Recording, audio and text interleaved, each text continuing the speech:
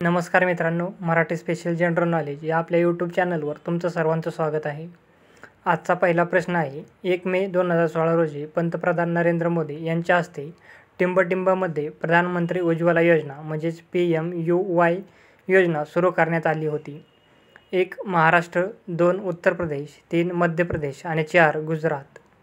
तर याचं योग्य उत्तर आहे 2 उत्तर प्रदेश. दुसरा प्रश्न आहे. भारतातील पहिले बुलेट ट्रेन स्टेशन कोठे उभारले जात आहे? ऑप्शन 1 अहमदाबाद, 2 कच्छ, 3 सुरत आणि 4 मुंबई. तर याचं योग्य उत्तर आहे 3 सुरत या ठिकाणी भारतातील पहिले बुलेट ट्रेन स्टेशन उभारले जात आहे. प्रश्न तिसरा आहे. 42वे संविधानिक सुधारणा अधिनियम 1976 द्वारे उद्देशिकेमध्ये खालीलपैकी कोणता शब्द जोडला गेला नाही? ऑप्शन 1 समाजवादी, 2 स्वातंत्र्य, 3 धर्मनिरपेक्ष आणि 4 एकात्मता. तर याचं योग्य उत्तर आहे 2 स्वातंत्र्य.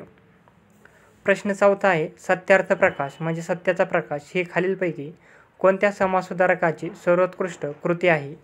ऑप्शन 1 रामकृष्ण परमहंस, 2 स्वामी दयानंद सरस्वती, 3 ईश्वरचंद्र विद्यासागर आणि 4 स्वामी विवेकानंद.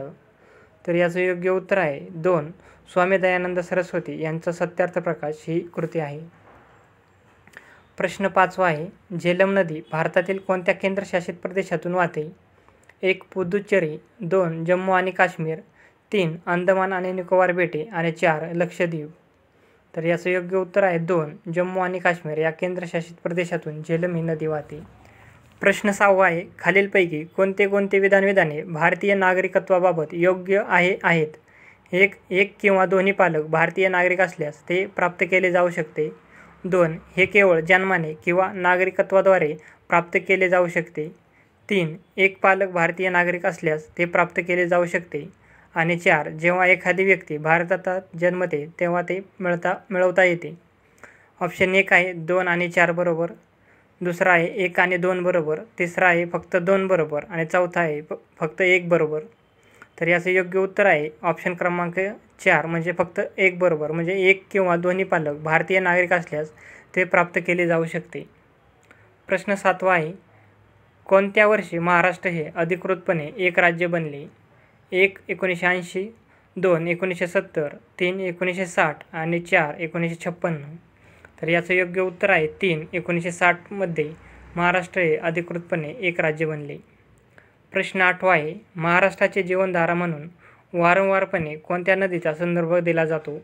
1 नर्मदा नदी, 2 तुंगभद्रा नदी, 3 कृष्णा नदी आणि 4 कोयना नदी. तर याचं योग्य उत्तर आहे 4 कोयना नदीचा महाराष्ट्राचे जीवनधारा म्हणून वारंवारपणे संदर्भ दिला जातो. प्रश्न 9वा आहे. कोणत्या देशाने 2021 G7 शिखर परिषद आयोजित केली? 1 जर्मनी, 2 ब्रिटन, 3 इटली आणि 4 कॅनडा. तर याचं योग्य उत्तर आहे 2 ब्रिटन या देशाने G7 21 ही परिषद आयोजित केली होती. प्रश्न 10वा आहे. कोणत्या देशाने 2021 संयुक्त राष्ट्र हवामान बदल परिषद म्हणजे COP26 आयोजित केली? 1 ब्रिटन, 2 जपान, 3 फ्रान्स आणि 4 अमेरिका. तर याचं योग्य उत्तर आहे 1 ब्रिटन या देशाने COP26 आयोजित केली होती. प्रश्न 11वा आहे. महाराष्ट्रातील कोणते शहर 2023 आंतरराष्ट्रीय ऑलिम्पिक समितीच्या सत्रासाठी आयोजक म्हणून निवडले गेले? 1 औरंगाबाद, 2 नागपूर, 3 पुणे आणि 4 मुंबई. तर याचं योग्य उत्तर आहे 4 मुंबई हे शहर 2023 आंतरराष्ट्रीय ऑलिम्पिक समितीच्या सत्रासाठी आयोजक म्हणून निवडले गेले. प्रश्न 12वा आहे. कल्लानाई ग्रँड अनाइकट म्हणून ओळखले जात असून ते भारतात बांधले गेलेले पहिले धरण होते. खालीलपैकी कोणत्या नदीवर हे धरण बांधण्यात आले आहे? 1 कावेरी, 2 गोदावरी, 3 महानदी आणि 4 कृष्णा. तर याचं योग्य उत्तर आहे 1 कावेरी नदीवर. प्रश्न 13वा आहे. तमिळनाडू हे टिंबटिंबशी संबंधित कायदा प्रस्तुत करणारे पहिले भारतीय राज्य आहे. 1 माहिती अधिकार, 2 द्वेषमुक्त भाषण, 3 भ्रष्टाचार आणि 4 लाच. तर याचं योग्य उत्तर आहे 1 माहितीचा अधिकार. प्रश्न 14वा आहे. भारतातील सर्वात जुने पक्षी अभयारण्य खालीलपैकी कोणते? 1 चिंतामणी कर पक्षी अभयारण्य, 2 कुंथनकुलम पक्षी अभयारण्य, 3 नांदोर मध्वेश्वर पक्षी अभयारण्य आणि 4 वेदाथंगल पक्षी अभयारण्य. तर भारतातील सर्वात जुने पक्षी अभयारण्य आहे ऑप्शन क्रमांक 4 वेदाथंगल पक्षी अभयारण्य. प्रश्न 15 आहे. राज्य माहिती आयुक्तांचे अधिकार आणि कार्य खालीलपैकी कोणती आहेत? 1. आयोग वाजवी कारणास्तव कोणत्याही व्यक्तीची चौकशी करू शकतो. 2. चौकशी दरम्यान आयोगाला दिवाणी न्यायालयाचा अधिकार असतो.